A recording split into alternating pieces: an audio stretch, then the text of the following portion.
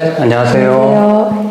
법률사무소보험의 정현주 변호사입니다. 법률사무소 보험 마케팅 담당 앨런이라고 합니다.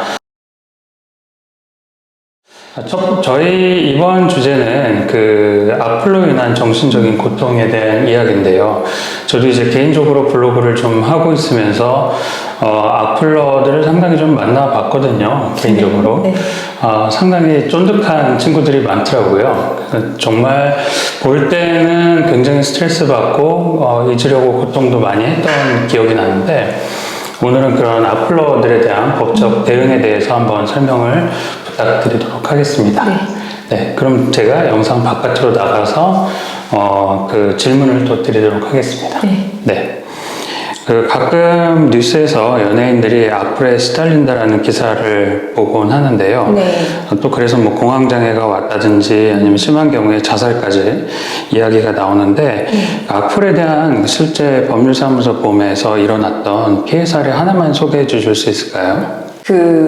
저희 의뢰인분들 중에 게임을 좀 좋아하시는 분이 계셨는데, 그분이 취업이 좀 잘 안 되시다 보니까 집에서 뭐 인터넷 방송 같은 거를 보거나 아니면은 이제 게임 같은 거를 하시면서 스트레스를 많이 푸셨던 거예요. 근데 이제 게임을 하다 보면은 아이디로 이렇게 좀 서로 대화가 오고 가게 되잖아요.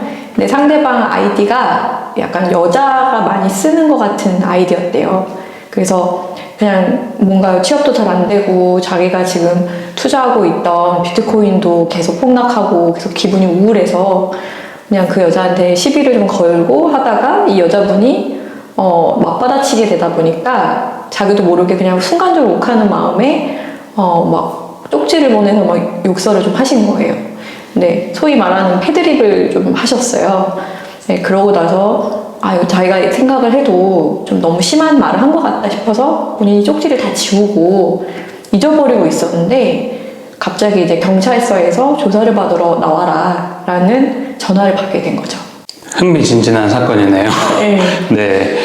이제 그분이 이제 가해자 입장이시긴 한데, 만약에 피해자로서 악플 때문에 정말 정신적인 고통, 뭐 다양한 고통을 겪는 분들이 법적으로 어떤 대응을 한다고 하면 어떤 대응 방법이 있는지 소개 부탁드립니다. 예전에는 게임을 하면서 욕을 주고받는 게 굉장히 일상적인 일이라고 저는 들었어요. 일상적인 일인지는 모르겠지만 그 정도로 고소를 하는 거에 대해서 되게 특별한 일이라고 받아들이셨던 것 같아요. 근데 요즘에는 그냥 뭐 블로그 댓글이든 아니면은 뭐 인터넷 방송 중에서 쪽지를 보내서 욕을 한다던가, 아니면 지금 제가 방금 말씀드렸던 것처럼 뭐 게임을 하다가 막 순식간적으로 막 밑에다가 뭐 이렇게 욕을 하시거나 이런 것들이 전부 다 캡처를 하셔가지고 그 아이디만 알고도 얼마든지 고소가 가능하시거든요. 그래서 그 악플의 내용에 따라서 뭐 정보통신망법 위반이라던가 아니면 좀 성적인 내용이 들어가 있으면 통신매체 이용 음란죄, 아니면 뭐 모든 사람들이 다 볼 수 있는 공개된 그런 장소에서 욕설을 한다고 하면 그 내용에 따라서 모욕죄나 이제 명예훼손죄로 다 고소가 가능합니다.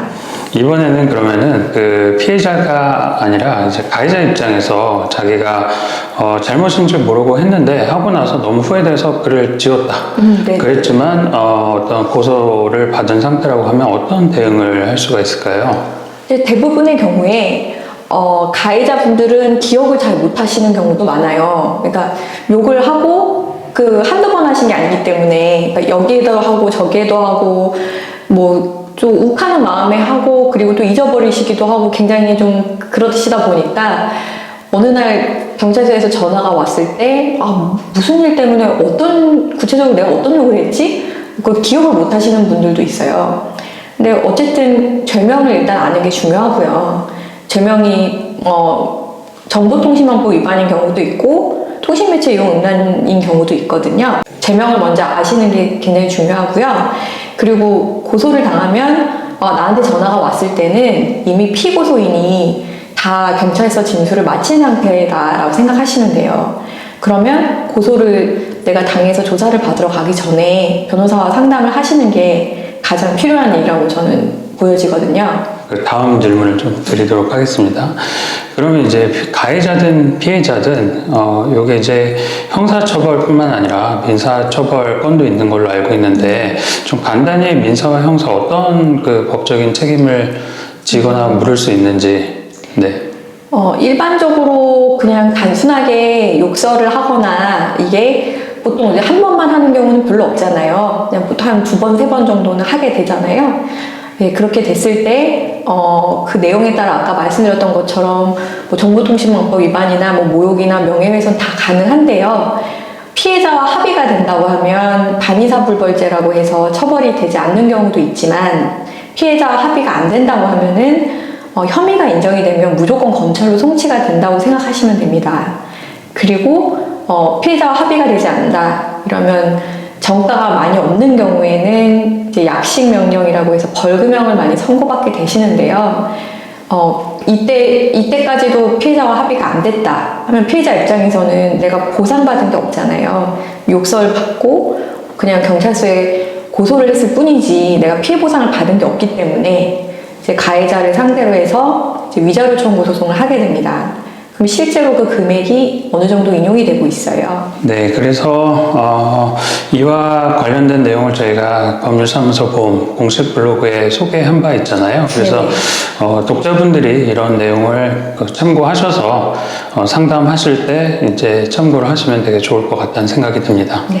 네, 그러면 마무리 말씀 한마디 부탁드리겠습니다. 갑자기 경찰서에서 나오라는 그 전화를 받았다고 해서 너무 당황하지 마시고, 일단은 변호사랑 상담을 하시는 게 좋으실 것 같아요. 왜냐면 경찰서 조사를 가기 전부터 어느 정도의 수위로 어떤 죄명으로 내가 지금 고소를 당했는지를 알아야 하고, 또 입회를 하기 전에 변호사가 충분히 도움을 드릴 수 있는 부분들이 있고, 그리고 또 중간에 가장 중요한 거는 이런 경우에는 피해자 합의가 굉장히 중요합니다. 그렇기 때문에 그 부분을 조금 염두에 두셔서 변호사와 상담을 하시기를 제가 권해드립니다. 네, 오늘도 또 이렇게 자세히 설명해 주셔서 감사합니다. 네, 감사합니다. 네.